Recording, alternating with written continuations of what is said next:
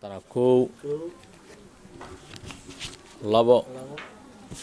2 3 4 5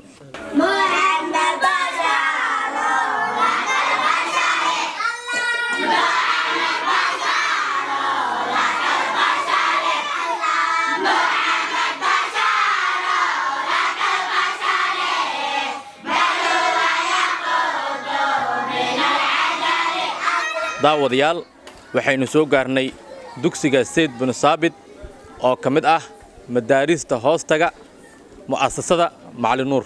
dugsigan waxaa macallin ka ah Macallin Nuur Maxamed Abu Umar kana mid ah dadka qaba bahayaha gaarka ah. waxaana ku wareeji doonaa lacag sadaqa ah oo ay noo soo wakiisheen jaaliyad ku nool dalka Mareykanka. daawadayaal karabkayga waxaa fadhiya waa Macallin Nuur Maxamed Abu Umar oo kamid ah macallimiinta baahiyaha gaarka qaba. waxaan ku wareejinaynaa lacag dhan $520 oo ay noo soo wakiisheen jaaliyad ku nool dalka Mareykanka oo uu hogaaminayo Axmed Maxamed Xasan iyo gabdho kala shaqeeyo kambaniga lagu magacaabo Shuwansi Ice Cream. macallin waxaan rabnaa lacagna $520 inaad naga gudoonto.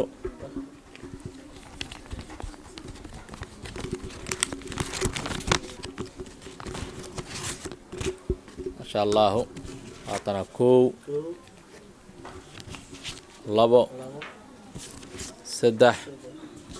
4 5 macallin waxaan rabaa lacag $20 ah oo la socoto lacagta $500 inaan ku tuuro.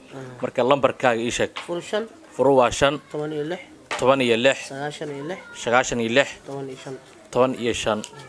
waa furu waa 5 $20 gelina. marka lacagta $20 waxay la socotaa $500 ما شاء الله waa 5 16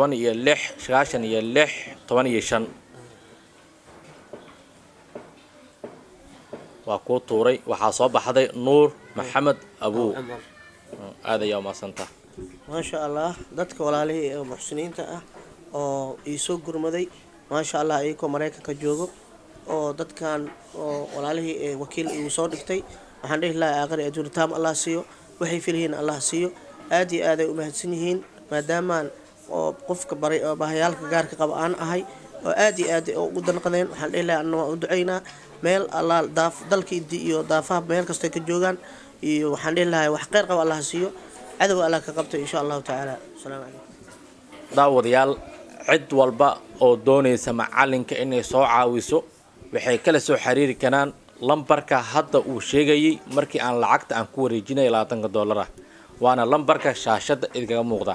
cid walba oo alla dartiis u caawinaysa macallinka waxaan ka codsanaynaa maadaama macallinka uu kamid yahay macallimiinta baahiyaha gaarka qaba haddana ardaydana u jeedaan bara quraanka.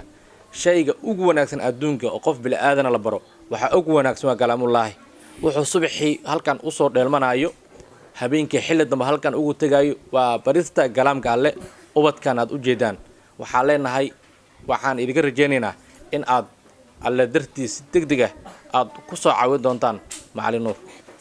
saadaam Cabdulle Siyaad shabakatul mutaxaabuuna fillah magaalada Muqdisho.